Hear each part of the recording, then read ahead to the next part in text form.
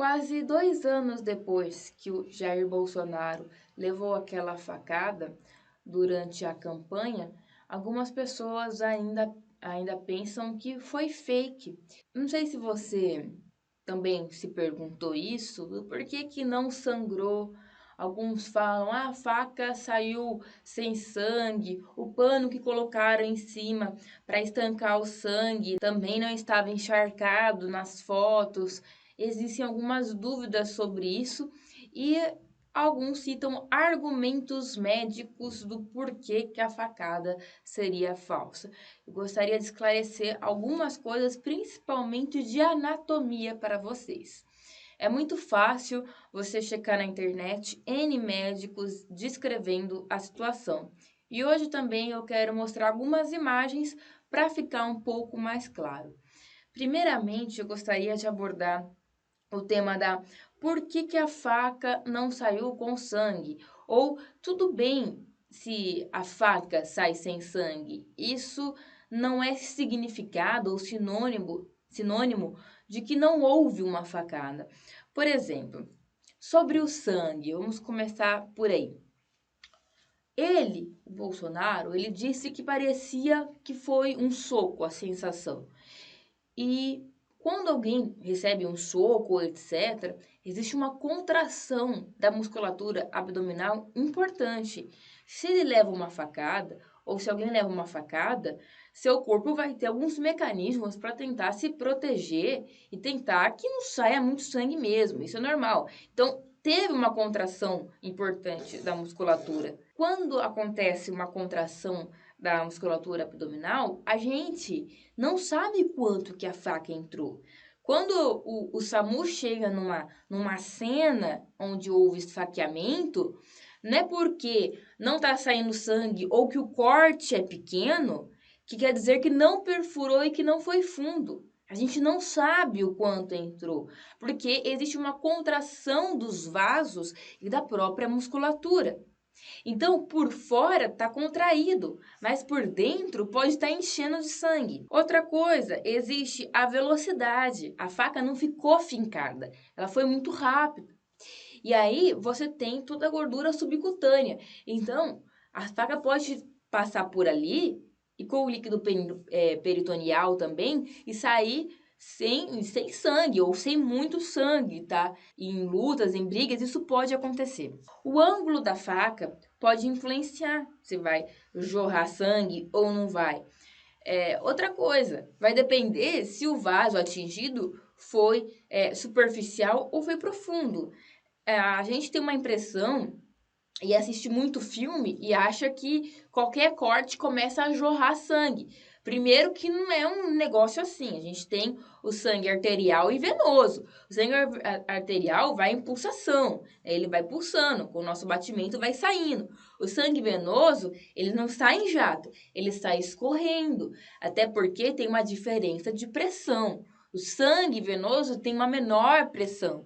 O sangue arterial, ele está sendo bombardeado pelo ventrículo esquerdo, que é do seu coração, que é musculoso, e ele contrai e sai o sangue com uma pressão ali de 120 milímetros de mercúrio, em média. Resumindo, não necessariamente todo ferimento por faca vai jorrar sangue. Vai depender de qual artéria, de qual veia, de qual vaso, de qual calibre. Será que é um vaso com calibre maior, menor, tá?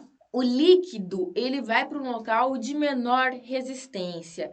Então, eu tô com uma resistência na cavidade abdominal e eu tô com uma resistência maior no momento do acidente ali, do atentado. Por quê? Porque a musculatura tá contraída.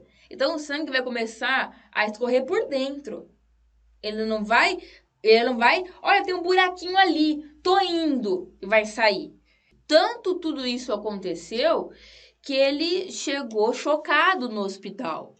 A pressão dele, eu até anotei aqui para falar, foi de 8,4. Ele perdeu 40% do sangue, foram 2,5 litros. E isso quem diz são os técnicos do hospital, o diretor, a diretora técnica da Santa Casa, lá de Juiz de Fora. informou isso, foi confirmado por outros presentes, tá? Espera lá, falam que ele foi operar de câncer. Por que ele operaria de câncer em Juiz de Fora, na Santa Casa, se ele tem o Albert Einstein esperando ele? Tanto é que ele foi operado em Juiz de Fora e depois, no dia seguinte, ele foi pro Albert Einstein. Não, eu vou fazer, para eu chegar no hospital para fazer essa cirurgia de câncer, eu vou fazer tudo essa artimanha, esse atentado, vou quase morrer. Gente, não faz sentido. Deixa eu explicar outras coisas. Saiu o laudo, você tem laudos e relatórios e boletins médicos aí na internet. Esse tipo de laudo e boletim é um documento. É muito grave você mentir como profissional num documento desse. Então, o que aparece no laudo? Foi atingida a veia mesentérica superior, houve 3 lesões do intestino delgado e o colo transverso do intestino grosso, onde ele perdeu, onde foi tirado 10 centímetros, tá, desse colo transverso.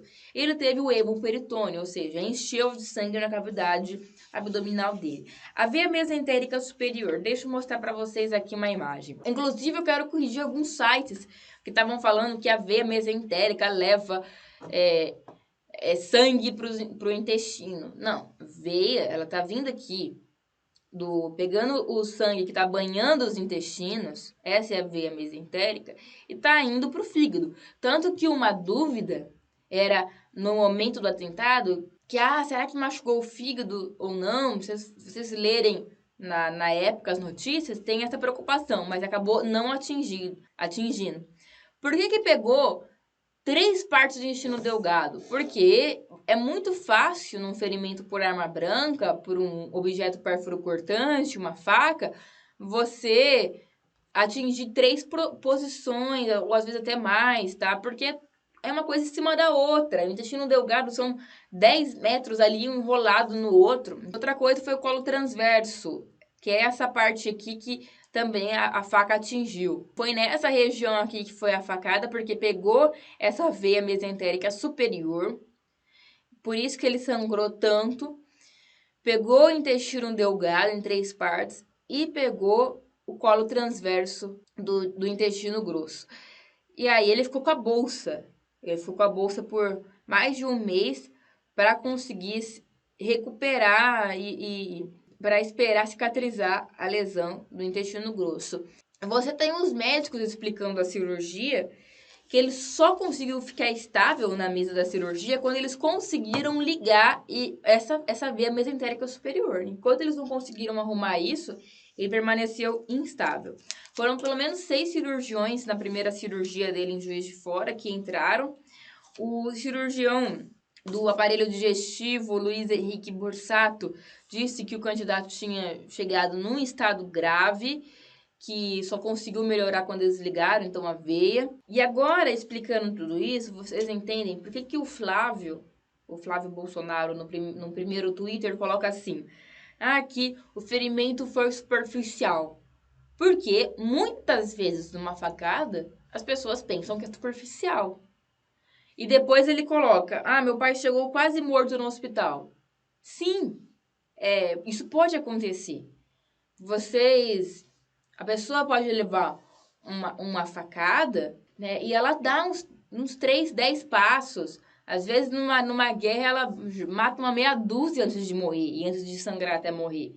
Mesmo tomando uma facada. Porque no primeiro momento tem toda essa contração, esse mecanismo, e depois a pessoa começa a sentir as consequências da perda de sangue. Por isso que ele recebeu 4 bolsas. Tem os laudos, os boletins, toda a equipe técnica, médica, informando os repórteres. Não tem pé nem cabeça achar que essa facada foi fake. Não tem. Isso é teoria da conspiração. Parem com isso, que tá feio. Principalmente tá feio não saber anatomia e falar besteira de facada, besteira de artéria, de veia, de tudo, por não ter um conhecimento mínimo de anatomia. Outra coisa, você vai ter agora boletins médicos de 2019, de um ano depois, do Albert Einstein explicando que fez uma nova cirurgia para colocar uma tela na hérnia, porque ele ficou com uma hérnia, né? Tiveram que trocar, colocar uma tela. Então, ele continuou passando por algumas cirurgias depois daquela primeira. Espero que tenha ficado mais claro para vocês. Não deixem de curtir, comentar e compartilhar. Até o próximo vídeo. Tchau, tchau.